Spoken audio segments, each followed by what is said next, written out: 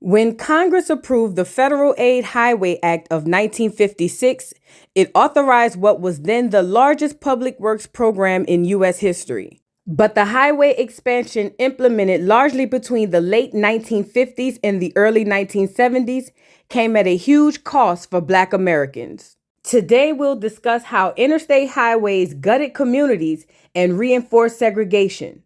We'll also discuss how Interstate 10, or I-10, was constructed to run straight through a historic part of New Orleans. Now, let's let the learning and unlearning begin. I don't mind the term African American. I don't want to be called African American. Why is that? I'm not African. My grandmother was a full-blooded Iroquois. As you're aware, in 1912, Dr. Walter Plecker became the first director of the Bureau of Vital Statistics. But he was part of the eugenics movement, which was a movement about creating one race of people, which was white, and everything else was put in a pot, as Tina Marie would say, and stir it up and call colored. But basically, when he was the registrar for the Bureau of Vital Records, he changed the names of Indian people in Southampton County. Exactly. Their race from Indian to Negro or colored. Well, it was referred to as colored.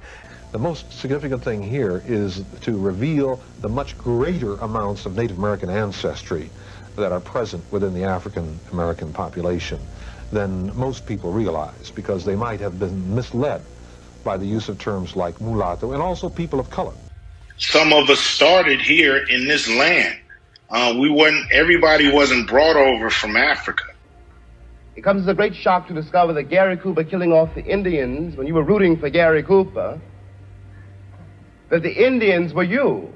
That the Indians were you. When Congress approved the Federal Aid Highway Act of 1956, it authorized what was then the largest public works program in U.S. history. The law promised to construct 41,000 miles of an ambitious interstate highway system that would crisscross the nations, dramatically expand America's roadway in connecting 42 state capital cities and 90% of all American cities with populations of over 50,000. Its goal was to eliminate unsafe roads, inefficient routes, and traffic jams that impede fast and safe cross-country travel. President Dwight Eisenhower called the massive infrastructure project essential to the national interest. But the highway's expansion, implemented largely between the 1950s and the early 1970s, came at a huge cost to America's urban communities of color. According to estimates from the U.S. Department of Transportation, more than 475,000 households and more than 1 million people were displaced nationwide because of the federal roadway construction. Hulking highways cut through neighborhoods, darkened and disrupted the pedestrian landscape, worsened air quality, and torpedoed property values. Communities lost churches, green space, and whole swaths of home. They also lost small businesses that provided jobs and kept money circulating locally, crucially middle-class footholds in areas already struggling from racist zoning policies, disinvestments, and white flight. The neighborhoods destroyed and families uprooted by highway projects were largely Black and poor. New York University law professor Deborah N. Archer wrote in her article, "White Men's Roads Through Black Men's Homes, Advancing Racial Equity Through Highway Reconstruction," and that was by design. Policymakers and planners saw highway construction as a convenient way to raise neighborhoods considered undesirable for blighted. And they deployed the massive infrastructure elements, multi-lane roadbeds, concrete walls, ramps, and overpasses as tools of segregation and physical buffers to isolate Black communities. Hardly a major city with a significant minority population went unscathed by the legislation. New York, Miami, Chicago, Minneapolis, Pittsburgh, Oakland, Nashville, Baltimore, Atlanta, and a host of other cities were affected by this change. By the time the interstate highway system was completed, it had fundamentally reconstructed urban America. One of the most influential post-World War II urban planners was New York City's construction coordinator, Robert Moses, who oversaw all public work projects in the nation's largest metropolis, including an astonishing array of its roadways, bridges, tunnels, housing projects, and parks. Not only was Moses arguably the most powerful unelected official in the state's history, but his influence on federal highway policy extended well beyond New York. He was a leading proponent of the idea that the best way to eradicate the supposed slums where black people live was to build highways through them. Our categorical imperative action is to clear the slums, Moses said in a 1959 speech. We can't let minorities dictate that this century-old chore will be put off another generation or finally be abandoned. Moses, who was also the chairman of the New York City Slum Clearance Committee, said that the highway construction must go right through cities and not around them. Two of the city's main arteries he created, the Cross Bronx and Brooklyn Queens Expressway, did just that, cutting through the heart of the Bronx and Red Hook neighborhoods. In 1956, Federal Highway Act ran with this strategy, offering to pay 90% of the cost of states' new roadways, with the caveat that they consent to build them through every major city to connect the emerging suburbs to downtown centers where commuters worked and shopped. According to Archer, highway engineers came to think of killing two birds with one stone to improve traffic conditions and remove undesirable populations. In the first half of the 20th century, Miami's culturally vibrant black community of Overtown was widely considered the Harlem of the South and Little Broadway. But after the passage of the 1956 highway bill, the expansion of I-95 through Miami led to the destruction of 87 acres of housing and commercial property in the community. According to Richard Rothstein, the government segregated America. Only 8,000 of an estimated population of 40,000 remained in Overtown after the highway expansion. Blocked from moving into white neighborhoods, displaced residents were forced to crowd into nearby sections of the city already struggling with poverty and urban decay. Cities around the country experienced similar devastation. Shortly after the highway bill, constructions of a vast roadway system cut through the black neighborhood of Rondo in St. Paul, Minnesota, a mixed-class community known for its thriving cultural life, social clubs, and integrated schools. Despite neighborhood resistance, an estimated 600 families lost their homes and 300 businesses were shuttered when I-94 divided the community. It wasn't just physical. It ripped a culture. It ripped who were here, Minnesota's governor Tim Walz later commented. It was an indiscriminate act that said this community does not matter. This convenience place to put a highway so we can cross over this place and go from city out to the suburbs. At the time highways were being built, the civil rights movement was gaining momentum. Congress and federal courts began to outlaw racist housing tactics such as restrictive housing covenants that prevent black residents from buying into white neighborhoods and redlining, a long-standing government zoning practice that has denied federally insured home loans to anyone living in a designated black community. As anxiety rose about the prospect of integrated neighborhoods, highway construction offered a solution: substantially physical barriers that could be used to reinforce racially determined neighborhood boundaries. The federal government often predicated highway funding on a state or city's promise to use it for that purpose. Instead of going through black communities, some interstate highways encircled them in an attempt to contain and confine black residents and skirt constitutional prohibitions on racial zonings, wrote Archer. In this way, the highway was a tool of segregationist agenda, becoming a protective maze of freeways, moats, concrete parapets, and asphalt no man's lands that separated white communities from black communities and protected white people from black migration. In Atlanta, according to Princeton University historian Kevin Cruz, I-20 was designed to serve as a boundary between the black and white communities.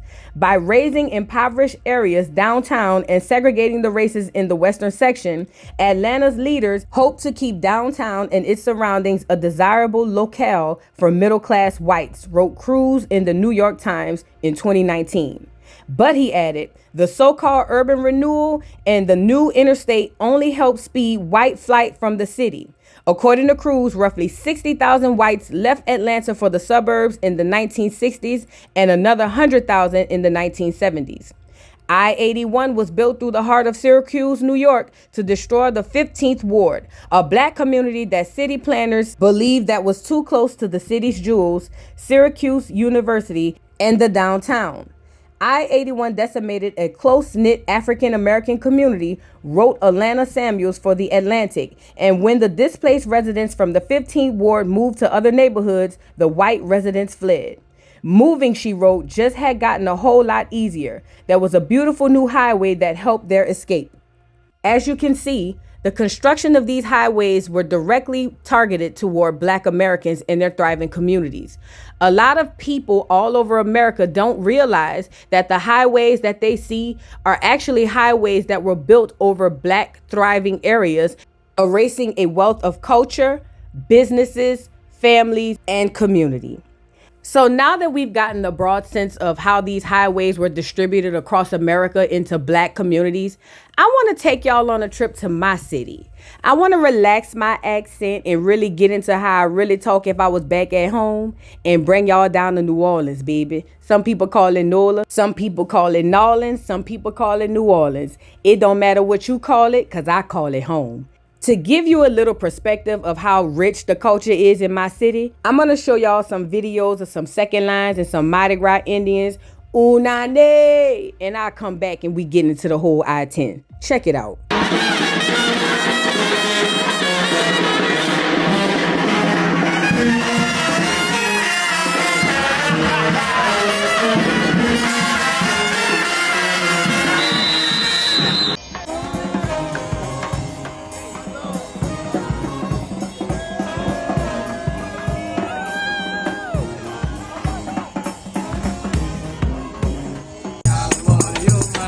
They gotta spend a little money, wanna bust my ass. Boss talk plenty shit and I'ma talk my shit. I talk plenty shit and I talk my shit. Say boss, they gotta spend a little money, wanna look like this. Make a hole, make a hole, make a hole, go. Hold it down right here.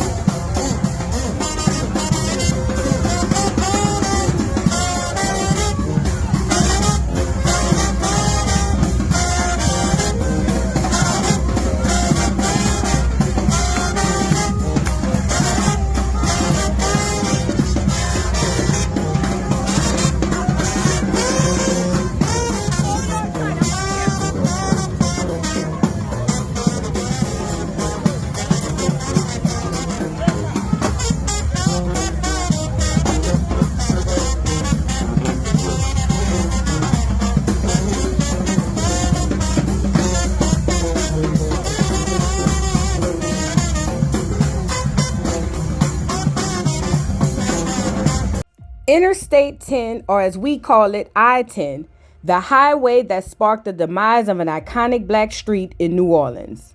Clayborn Avenue was a center of commerce and culture until a federal interstate cut it off from the rest of the city in the 1960s. Before the highway's construction, Clayborn Avenue was known for its towering oaks.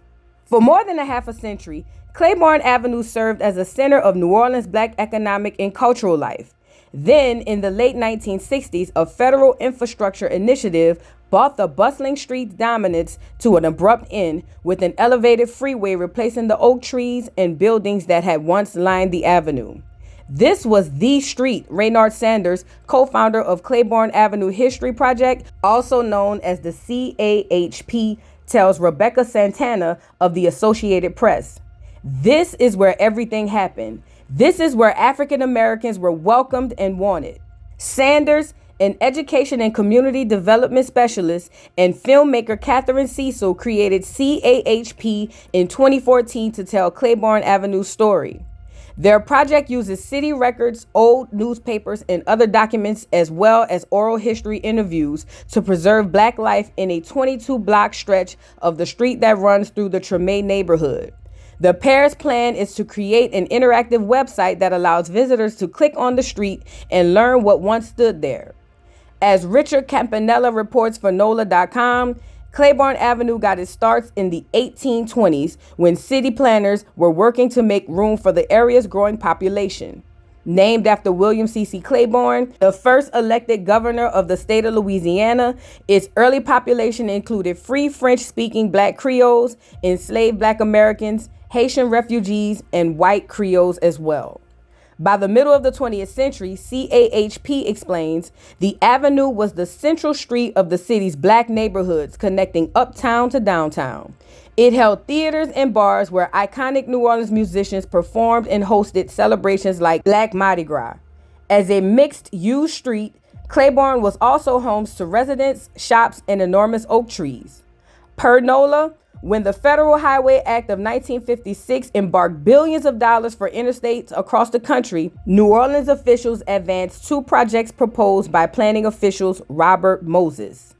One targeted the French Quarter, then a mostly white neighborhood that was already famous as a historical part of the city. The other focused on Clayborn Avenue. While well-connected local boosters managed to block the French Quarter plan, many in the Treme neighborhood weren't even aware of the plan for Clayborn, as no public hearing process existed yet, and officials didn't bother consulting with local residents. There were no discussions about it or anything like that, and they just showed up and started tearing up oak trees in 1966, Sanders tells Paul Dudley of WWL-TV. According to the Congress for the New Urbanism, construction of the Interstate 10 Clayborn Expressway led to the destruction of 500 homes. It divided local neighborhoods, causing a drop in activity in the business district and declining a quality of life. Teal reinforcing rods now occupy the spaces where the roots of live oak trees once spread. Concrete pillars replaced their trunks, and the shadow of the interstate highway now tower above the neutral ground where generations of family used to walk to work, interact, picnic, and socialize. The Clayborn Expressway was just one of many projects carried out under the Federal Aid Highway Act, which routed interstates through Black and Latino communities across the country. As Noel King reports for NPR, in some cases, the government seized homes that were in its way by eminent domain. Deborah Archer, a legal scholar at New York University, tells NPR that the projects arrived just as courts were declaring many segregation schemes illegal. Highways could physically enforce the same racial divisions. Sometimes white community members would ask the highway builders to build a barrier between their community and the black community. Treme is widely considered the oldest black neighborhood in America. In the 18th and 19th centuries, according to historians, free black people were steered to Treme, a neighborhood in New Orleans that abuts the French Quarter, because they could purchase property on land that was once a plantation. A thriving, racially diverse community steeped in Creole culture emerged. Often, Treme is referred to as the oldest surviving black neighborhood in America, a distinction that drives home the ruinous legacy of racism in this country.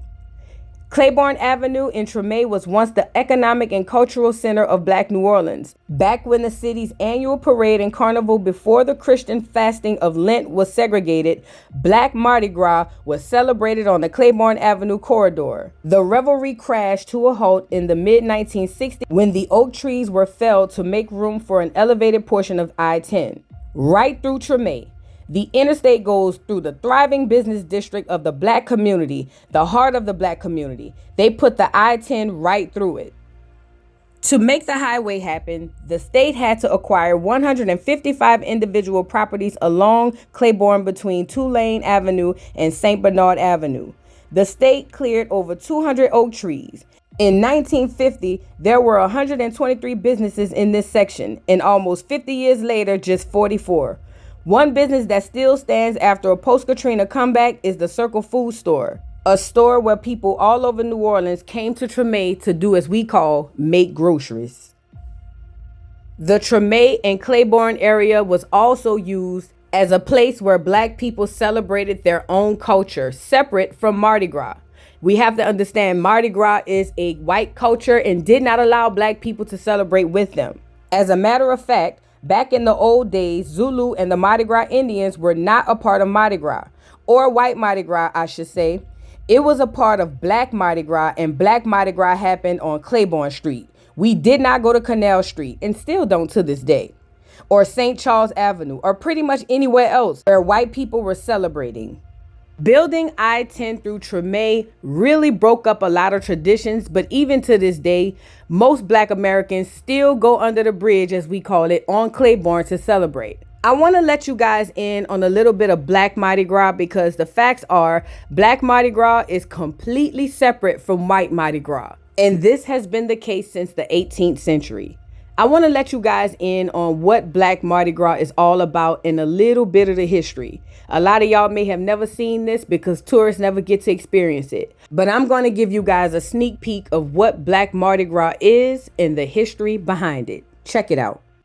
When you think of Fat Tuesday, you may think St. Charles Avenue or even Bourbon Street, but in Treme, there is a different kind of celebration. As we mark Black History tonight, we go beyond the revelry and take a look at more of the ritual that's part of Black Carnival traditions.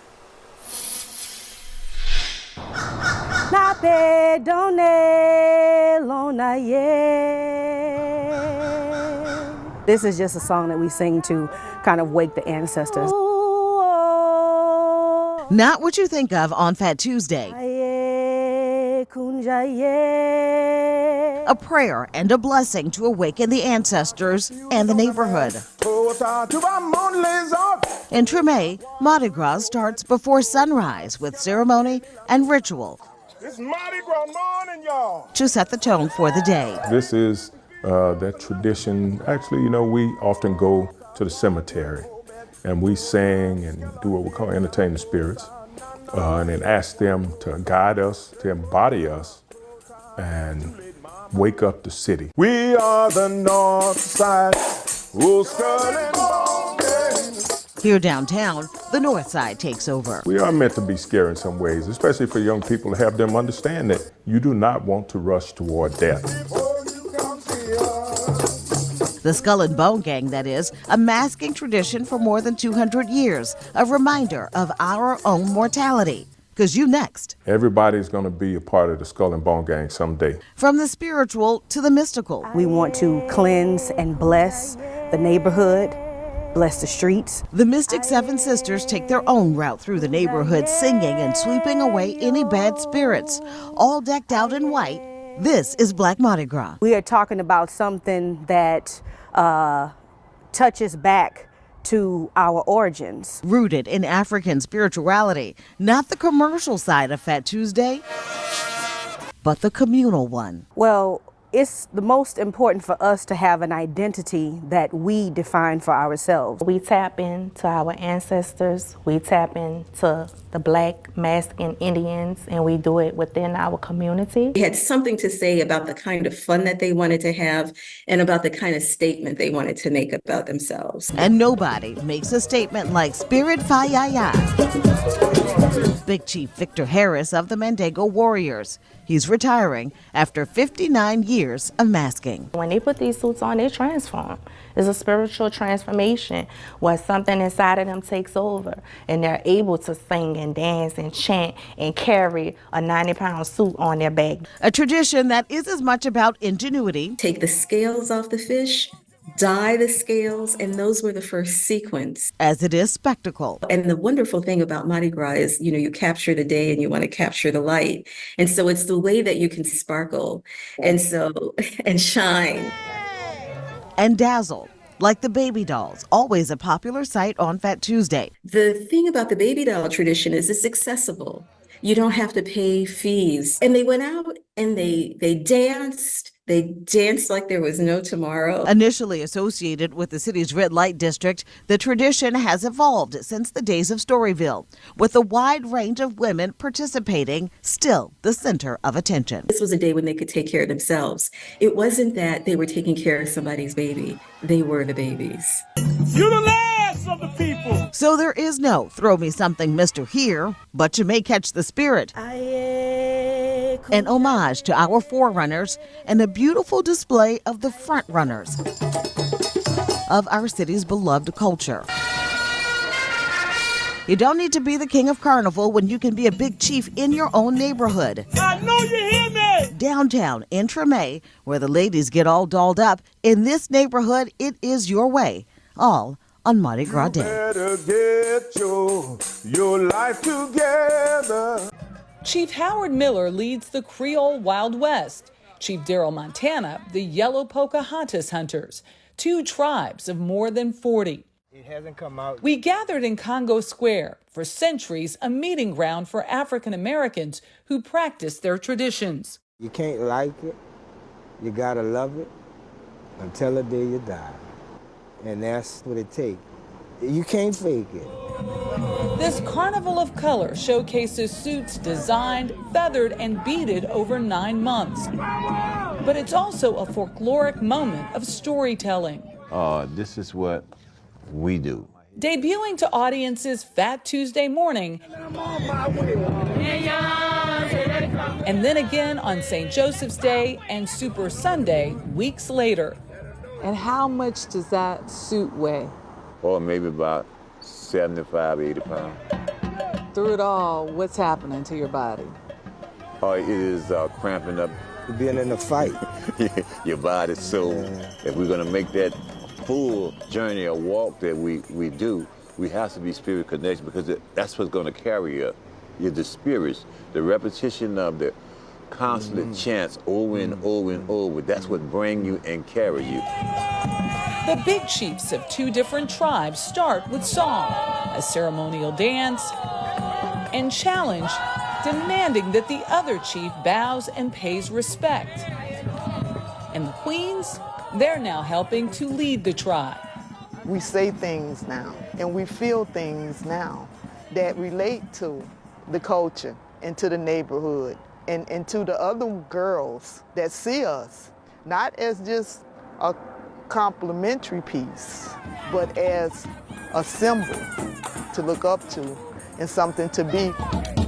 The tradition of gratitude dates back to the mid-19th century. Dr. Maurice Martinez has chronicled that history for more than 50 years in both his book and documentary, Black Indians of New Orleans.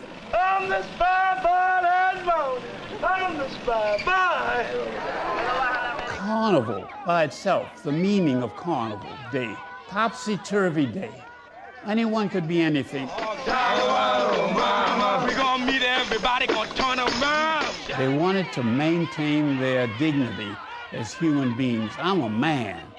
I'm the big chief. I won't bow down on that dirty ground. In the days of segregation and even after, masking allowed an ability to walk with pride when many New Orleanians faced the humiliation of racism. Did you ever expect to be in here? No, I never. My wildest dream, I never. This Mardi Gras season, Mardi Gras Indian culture was on full display at the historic New Orleans collection. The museum hoped to rectify decades of discrimination and neglect Rex, King of Carnival, one of the earliest parade organizations, once discriminated against blacks, Jews, Italians, and Irish. I think it's a big note of equality that we have a Mardi Gras Indian suit next to Rex. Lydia Blackmore is the decorative arts curator. It's hard to learn about Mardi Gras Indians. For a long, long time, they didn't want you to learn about what they're doing. It just wasn't the thing to study for a long time because of racial beliefs and racism in academia.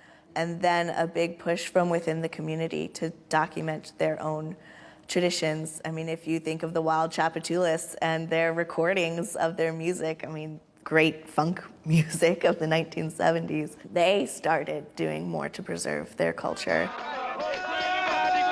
Much of that began with Big Chief Tootie Montana, who passed his reign to his son. My father was a great teacher. My point was just different than a lot of other guys, you see. It just when a certain time of the year comes, I just feel that I'm supposed to start sewing. He's memorialized in stone at Congo Square. Today I honor my chief.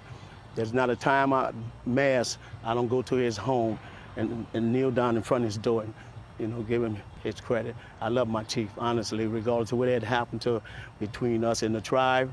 I love that man. Victor Harris once masked with him before starting his own tribe as the Spirit of Fayaya. His suit takes on a more African style, an evolution he believes will keep this legacy alive. This is about the people. This is about my neighborhood, my community. This is about the world for me.